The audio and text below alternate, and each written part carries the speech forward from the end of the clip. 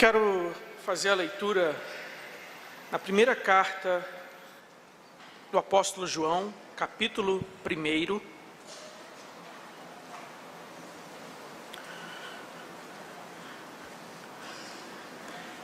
Primeira epístola de João, capítulo 1, versos do 1 ao 4.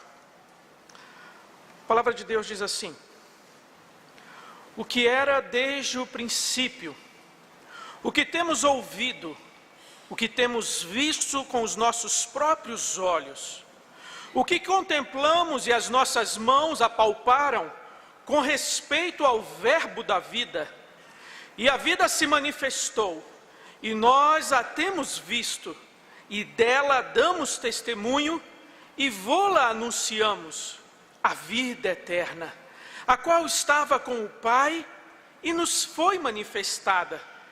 O que temos visto e ouvido, anunciamos também a vós outros, para que vós igualmente mantenhais comunhão conosco.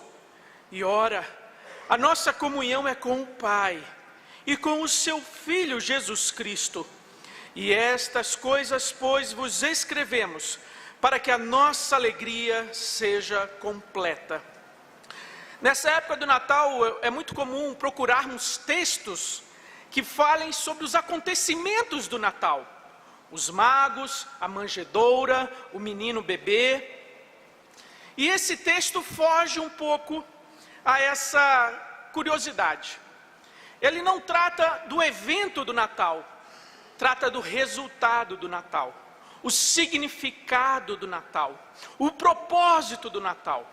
E nesse período de Natal é muito fácil nós dedicarmos o nosso tempo, a nossa atenção aos presentes, à decoração, à árvore, às bolas, às luzes, ao cardápio, à ceia.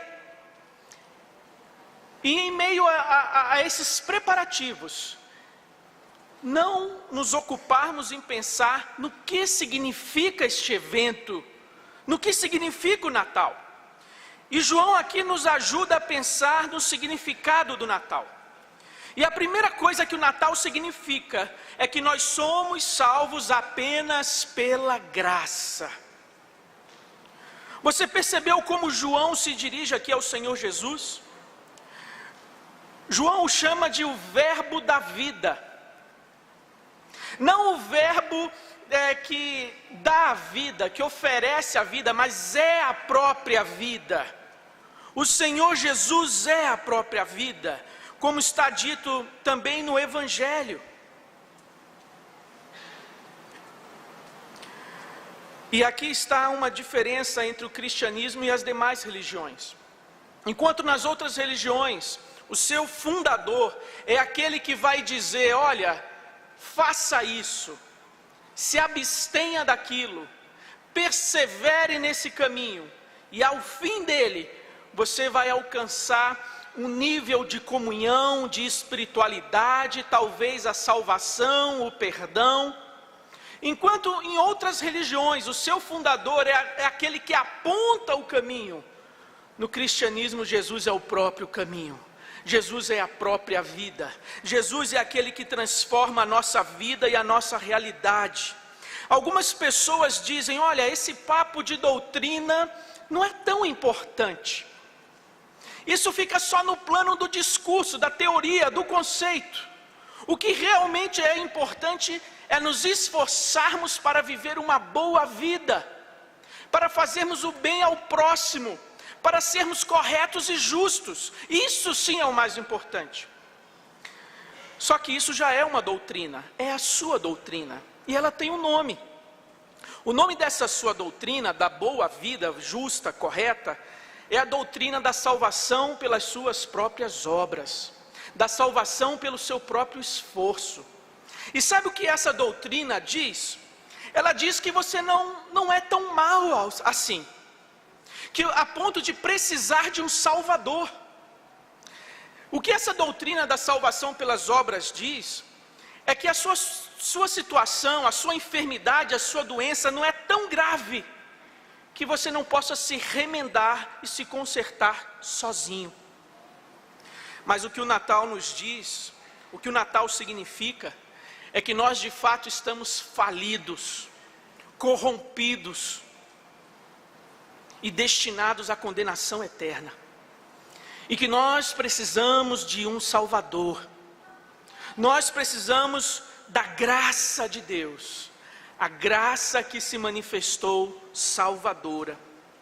Sabe qual é o resultado de adotar essa doutrina da salvação pelas obras? De que doutrina não é algo importante, o importante é viver uma boa vida e fazer o bem ao próximo? O resultado é que você vai conseguir apenas insegurança. Porque você nunca vai saber se foi bom o suficiente, se foi justo o suficiente. Em alguns casos vai produzir orgulho, desdém para com o próximo, porque alguns vão imaginar o seguinte: não, eu alcancei, eu sou superior, a minha espiritualidade, a minha justiça, a minha dedicação está além da média. Então, enquanto alguns vão desfrutar de insegurança, de medo, outros vão desfrutar de orgulho e soberba, porque acharam que alcançaram o padrão de Deus.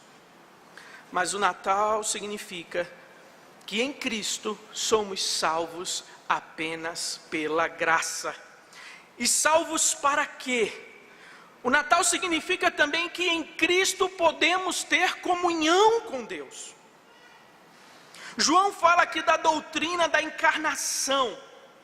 E ele fala sobre essa doutrina com o seguinte propósito: para que vós igualmente mantenhais comunhão conosco. E ora, a nossa comunhão é com o Pai e com o seu Filho Jesus Cristo. O Deus Filho se encarnou para que nós fôssemos perdoados, para que nós fôssemos aceitos na presença de Deus e pudéssemos assim desfrutar de plena comunhão com Deus. Deus foi até o extremo para chegar perto de nós, para que nós pudéssemos ter um relacionamento com Ele. Você já tentou olhar para o sol? Você precisa de um filtro. Você precisa de algo entre você e o sol. Pois do contrário, o que você vai conseguir é ver alguns borrões e talvez ter a sua retina danificada, queimada. Você precisa de um filtro. E assim também para nós contemplarmos a glória de Deus. Há um hino que diz assim: se nos cega o sol ardente quando visto em seu fulgor, quem contemplará aquele que do sol é criador? E como nós podemos contemplar o Deus criador de todas as coisas? Ele enviou o seu Filho, que nos serviu assim como um filtro. Como ele disse a Filipe no Evangelho de João: Filipe, quem vê a mim, vê ao Pai. E assim, olhando o testemunho, um relato da vida do Deus Filho encarnado, pela fé podemos ter comunhão com um Deus trino.